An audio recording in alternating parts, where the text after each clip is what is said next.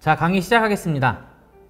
여러분들이 디지털 분석 툴을 사용하실 때 항상 사용자라는 지표가 있습니다.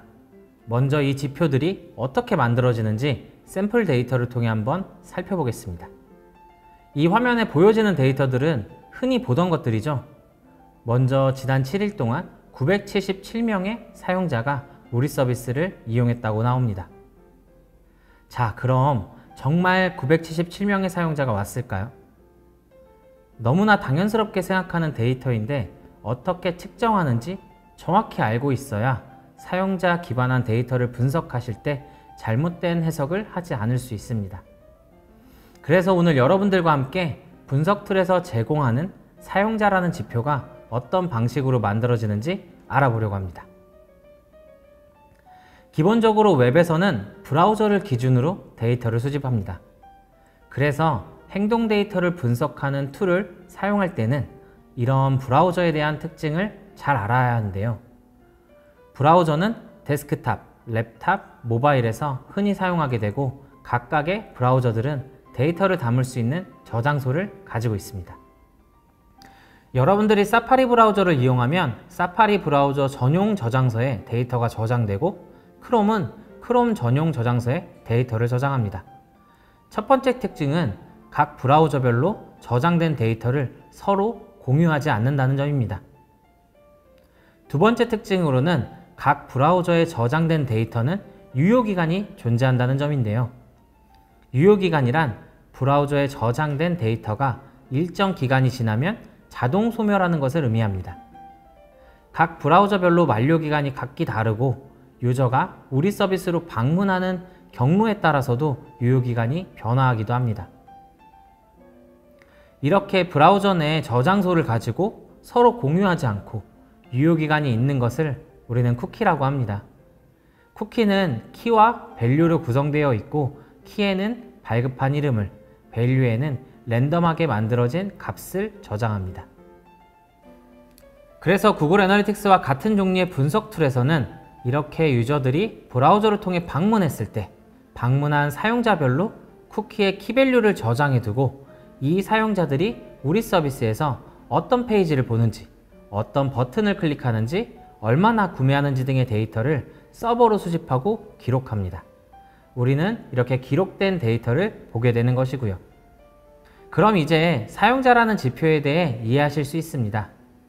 8명의 진짜 사용자가 각각 한 개의 브라우저를 통해 방문했을 수도 있고 2명의 사용자가 각자 4개의 브라우저를 통해 방문했을 수도 있습니다. 추가로 재사용자와 신규 사용자는 어떻게 구별할까요? 먼저 재사용자는 이미 쿠키를 가지고 있는 유저가 유효기간이 지나기 전 방문하면 넌 이미 우리가 발급한 쿠키가 있구나, 이전에 우리 서비스를 방문했던 사용자구나, 이렇게 인식을 해서 재사용자가 되고 쿠키를 가지고 있지 않은 유저가 방문할 경우 새롭게 쿠키를 발급해주면 그 사용자는 신규 사용자가 됩니다. 이제 처음 해봤던 대시보드를 한번 정리해보면 7일 동안 977명의 사용자는 브라우저의 쿠키의 개수이고 656명의 새 사용자는 우리 서비스를 처음 방문한 사용자입니다. 371명의 재사용자는 우리 웹을 2번 이상 방문한 사용자들이고 새 사용자와 재사용자의 중복 사용자인 50명은 저희가 조회된 기간 내에 신규 방문을 하고 2번 이상 방문한 사용자를 의미합니다. 그런데 요즘 앱을 많이 사용하시죠? 그럼 앱은 어떨까요? 앱도 사용자를 식별하는 방식은 크게 다르지 않습니다. 예시로 표시된 네이버, 카카오톡, 페이스북 같은 앱에도 앱 전용 저장소를 가지고 있고 다른 앱과 공유하지 않는다는 특징은 동일하게 가지고 있습니다. 쿠키처럼 만료기간을 가지고 있진 않지만 앱을 삭제하고 다시 설치하면 새로운 키밸류를 부여하게 됩니다. 앱 내에는 추가적으로 브라우저도 있습니다. 카카오톡에서 친구에게 URL을 보내고 클릭하면 카카오톡 내에서 브라우저가 열리는 경험들을 자주 하시죠? 그것처럼 앱에서도 사용자들의 편의를 위해 브라우저를 호출하게 되는데 이때 호출한 브라우저는 앞서서 배운 웹의 브라우저와 동일한 기준이 적용됩니다. 따라서 앱에는 두 가지 저장소를 사용할 수 있고 이러한 저장소는 각기 다른 방식으로 사용자를 구분하여 저장하고 있습니다. 그런데 또 하나의 사용자를 알 수 있는 강력한 것이 등장합니다. 바로 디바이스 광고 아이디라는 것인데요. 애플 기기에서는 IDFA, 안드로이드에서는 ADID가 있습니다. 이것들은 완벽하게 고유한 식별값은 아니며 언제든지 사용자가 원하면 초기화할 수 있는 특징을 가졌습니다. 다만 디바이스별로 한 개만 만들어지기 때문에 브라우저의 쿠키나 앱 내 저장소에 비해 자동 소멸되거나 변경될 가능성이 적으므로 모바일 환경에서 사용자를 식별하기에 가장 좋은 값입니다.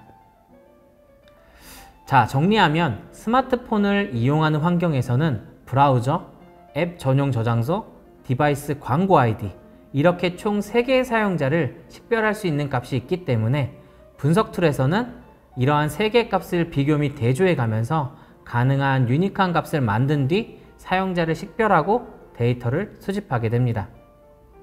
그래서 앱에서의 데이터를 이해하기 위해서는 웹보다 더 많은 이해가 필요합니다.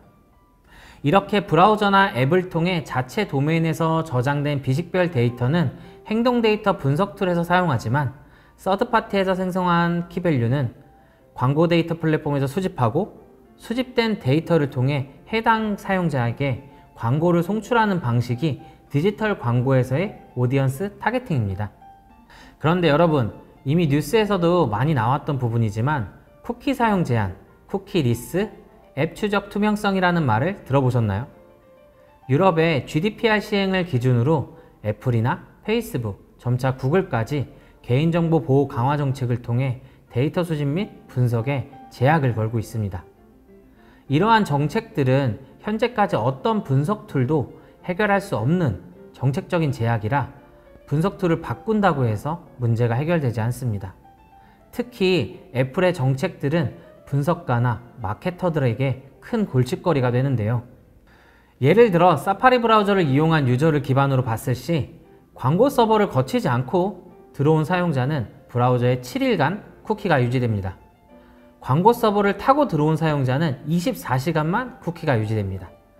따라서 24시간이 지난 뒤 다시 방문한 사용자는 이전 디지털 광고에 반응했던 사용자인지 알 수 없게 되어버리게 됩니다. 결과적으로 하루가 지난 뒤에 발생하는 전환에 대해 광고 성과를 정확히 집계할 수 없는 상황이 발생하는 것이죠. 앞으로 진행되는 과정에서는 이렇게 구글 애널리틱스 4뿐만이 아니라 이러한 환경들을 이해한 뒤 데이터를 해석하고 올바른 의사결정을 하는 방법들을 같이 배워나갈 예정입니다. 네, 이상입니다.